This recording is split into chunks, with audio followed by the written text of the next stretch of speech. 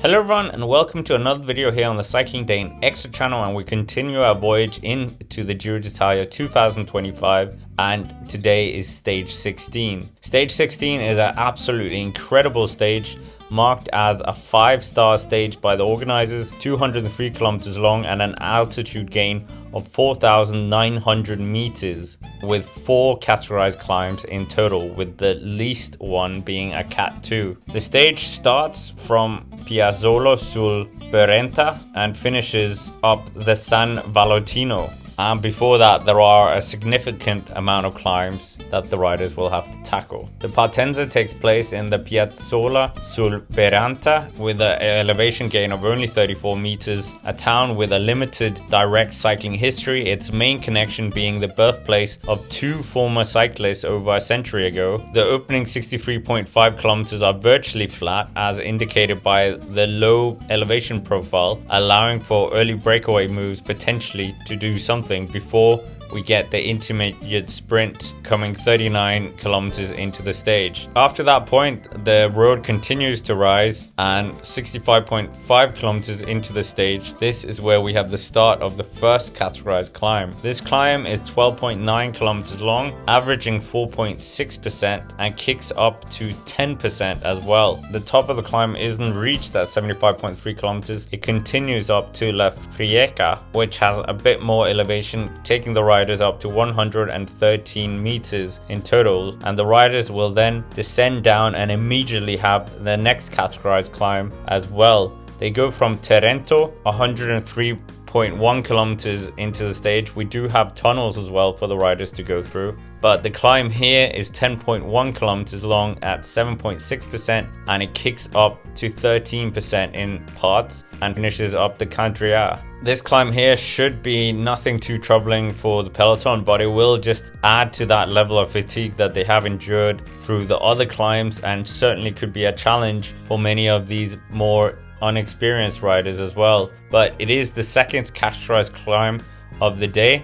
The riders, once they've crested the top of the Candria, will have another climb after a downhill section. This climb is a bit gentler. It's the Vigo Cavedene, peaking at 585 meters and starts at about 137 meters. And here there will be another intermediate sprint. Once the riders have crested the top, they will have another downhill section, and then they come to the Santa Barbara, which peaks at 1168 meters and tops out 168.4 kilometers into the stage and marks a significant increase in difficulty. This 12.7 kilometer slog features an average gradient of 8.3% with a profile clearly showing sustained sections of steep climbing. Reaching the summit of the Santa Barbara leaves 34.7 kilometers still to race as well.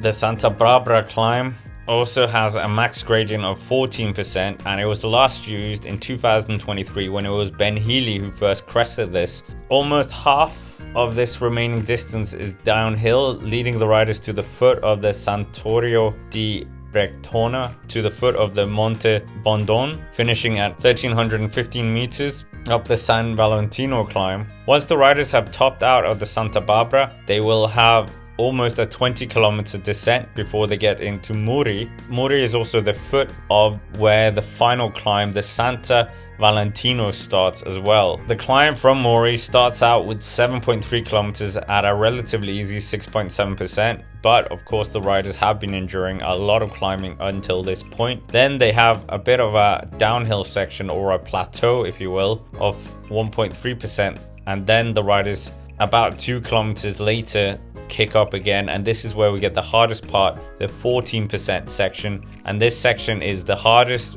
at 9.2%, but it does finish after a few kilometers. Then they get an easier section of 6%, and then followed by another plateau of 3.7%, and then the final kick is 8.9% up to the finishing line. Something that we should add in here as well is how brilliant the planning has been done by the organizers, as they have actually put the bonus seconds, the Red Bull kilometer, on that bonus sprint in the first plateau of the climb, so that is quite significant. This climb has only been used one other time in the Giro d'Italia, and that was back in 2021 It was Geoffrey Bouchard who was the first rider to pass over the crest, and he was also the man who won the Mountains classification that year in 2021.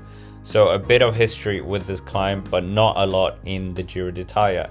The mountain village of Brentognico last hosted a Giro stage finish 55 years ago in 1969, when the legendary Eddy Merckx took the victory en route to his second overall title in the race. The historical precedent, an extra layer of significance to the demanding mountain top finish, and stage 16 with its relentless accumulation of climbing and challenging flat ascent to the final climb is undoubtedly a key stage where significant time gaps will emerge and the ambition for the Maglia Rosa will either be solidified or completely shattered. This stage is certainly a hard one to predict. You would think that maybe a breakaway will be allowed to get off the road and take the win if none of the GC teams are willing to commit to the resources to pull them back, as this GC is very tight. So could we potentially see someone like Lorenzo Fortunato take the stage win and seal a bucket load of GC points? But 4,900 meters